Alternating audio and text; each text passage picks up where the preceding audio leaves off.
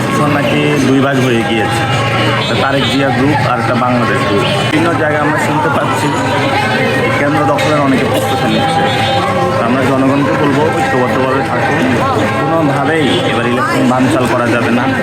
এবং কেন্দ্র দখল হলে যারা আসবে কেন্দ্র দখল করতে জনগণকে বলবো প্রতিরোধ সৃষ্টি করার জন্য।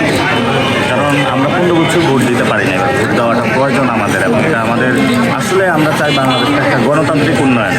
প্রশাসনের মধ্যে তো অলরেডি ইঞ্জিনিয়ারিং শুরুই হয়েছে। প্রশাসন নাকি দুই ভাগ হয়ে গিয়েছে, তারেক জিয়া গ্রুপ আর একটা বাংলাদেশ গ্রুপ। তো আমরা এটা শুনতে পাচ্ছি বিভিন্ন জায়গায়। প্রশাসনকে এবার যদি দুই ভাগ করা হয় তাহলে স্টেটও দুই ভাগ হয়ে যায়। সেজন্য আমরা বলবো প্রশাসনকে নিউট্রালি ছেড়ে দেওয়ার জন্য। মিডিয়ার মধ্যে তো দেখেছেন কী অবস্থা চলতেছে।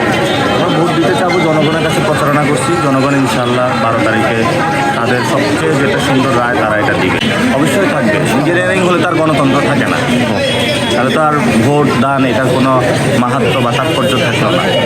সেজন্য ইলেকশন ইঞ্জিনিয়ারিং থেকে যারা এটা করে তাদেরই সরে আসা উচিত।